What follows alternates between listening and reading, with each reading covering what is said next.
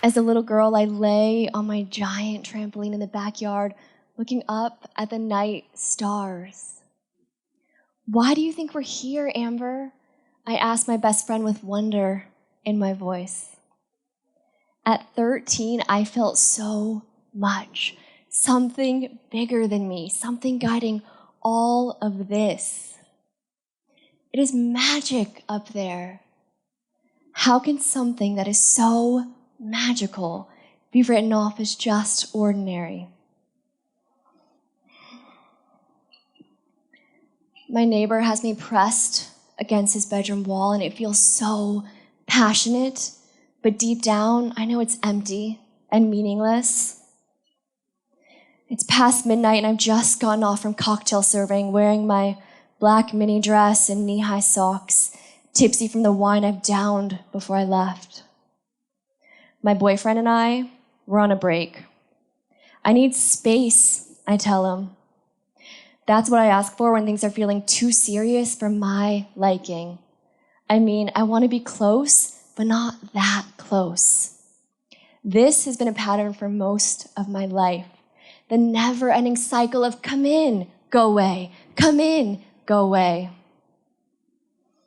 After my passionate makeout session with Dan or David or whatever his name was, I go back to my house and stand in the shower feeling guilt and sadness wash over me. I crawl into bed and pass out alone. I have a lot of fear around men, around love, which leads me to lie, cheat, and manipulate. I don't want to hurt anyone. I just want to keep myself safe, and I feel safe when I'm in control. I have one foot out the door, and I don't reveal all of my heart. So I break up with men after 1 year of dating. I flirt with my friends' boyfriends, and I keep the most vulnerable pieces of me pushed all the way down. And it all feels so familiar. I'm 3 years old, hugging my mermaid blanket tight around my little body. I'm in the back seat of the car. It's the middle of the night, and my mom is driving me and my sister away from my dad after another one of their fights. I can hear my mom quietly crying in the front seat.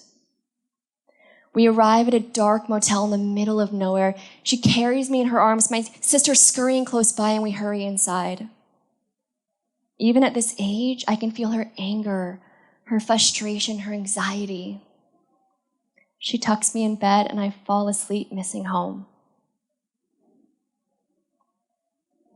I am from Las Vegas, an interesting place to grow up. My dad worked hard to support our family and ran bars in a town that was open 24/7, which meant lots of long nights out, drinking and hustling. And I often missed his presence at home. This craving of male attention started leaking all over my life. My teacher, my boss, my neighbor. I wanted to feel seen, special, good enough.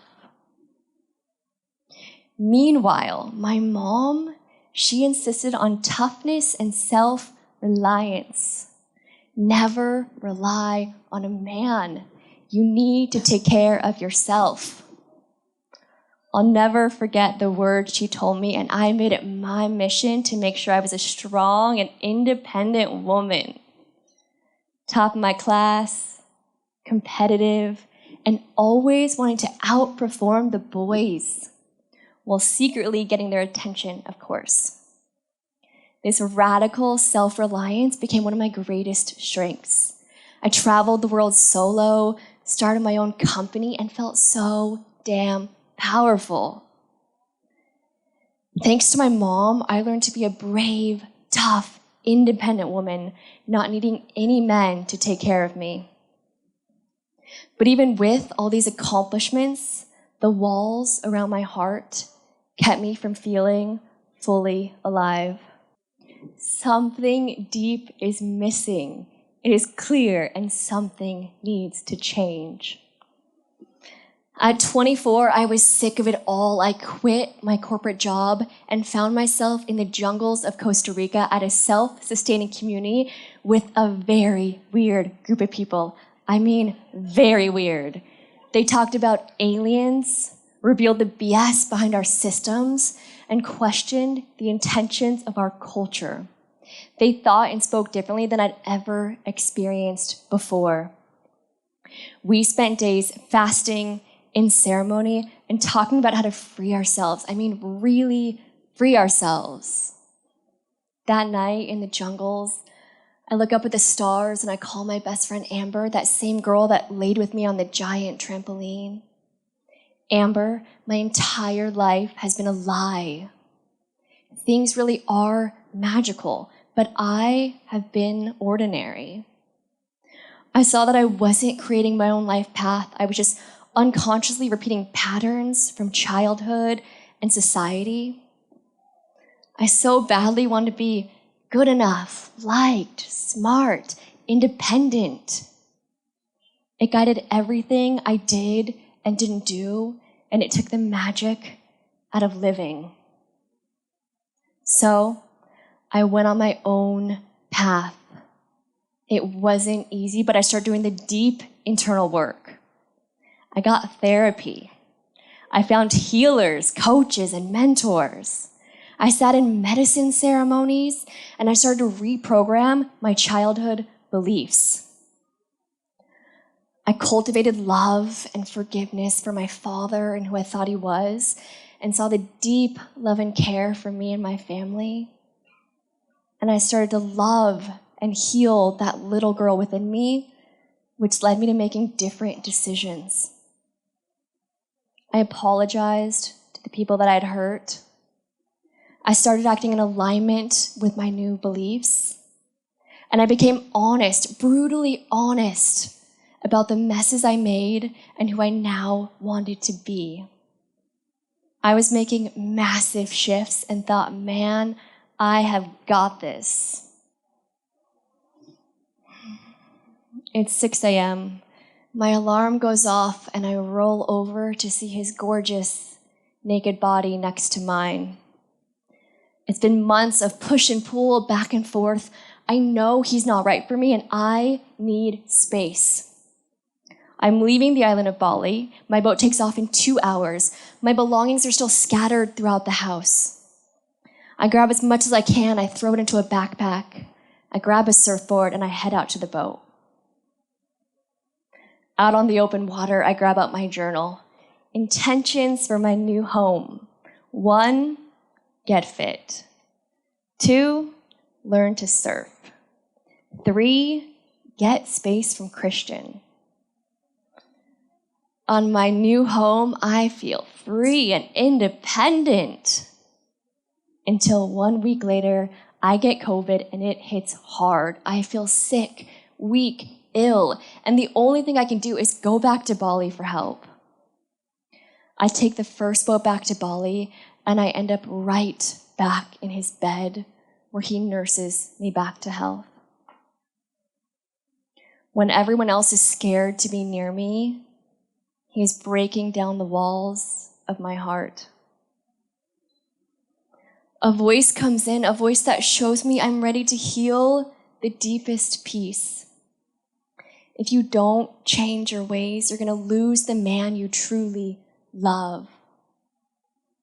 I look at him, and it's like I'm seeing him for the first time. Flashes of the past go through my mind.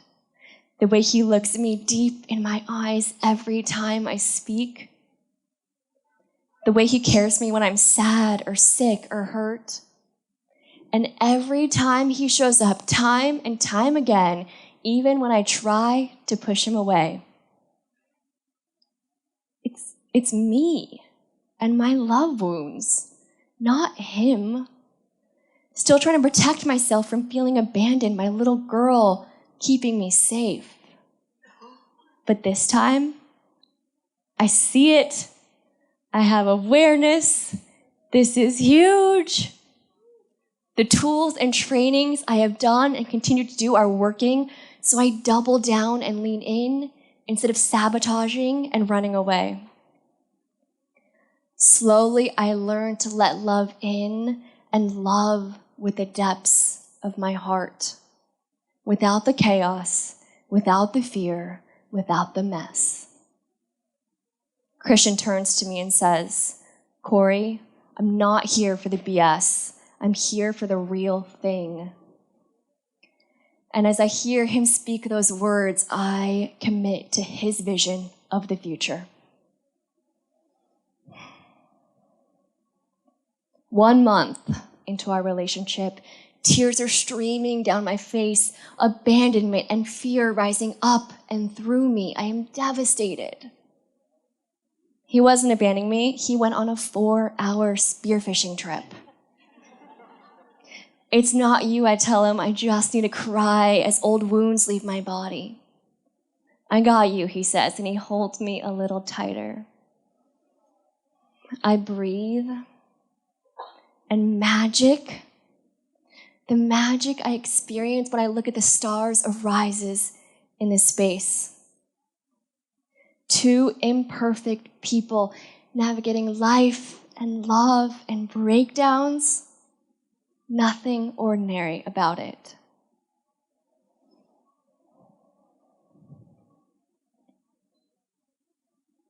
With one last push, I bear down and let out a primal roar. Christian is behind me in the birthing tub, holding me, my rock, through 24 hours of labor as I journey the ethereal realms to bring our baby earthside. We're in our gorgeous sanctuary in Ubud, overlooking the rice paddies. Midwives are singing mantras, Palo Santo is burning, and the room is so still and peaceful. In one swift motion, river comes through and on my belly, gazing directly at us. Brought into this world through the depths of sacred love and connection. That night, I lay in bed, oxytocin flooding through my body, River and Christian laying next to me. I am overcome by this life that I have. I feel so damn powerful in a whole new way.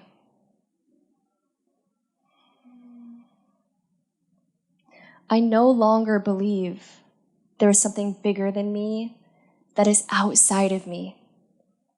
I believe it is me, and I am it. And when I break through the BS and commit to the real thing, magic arises. It is undeniable, nothing ordinary about it.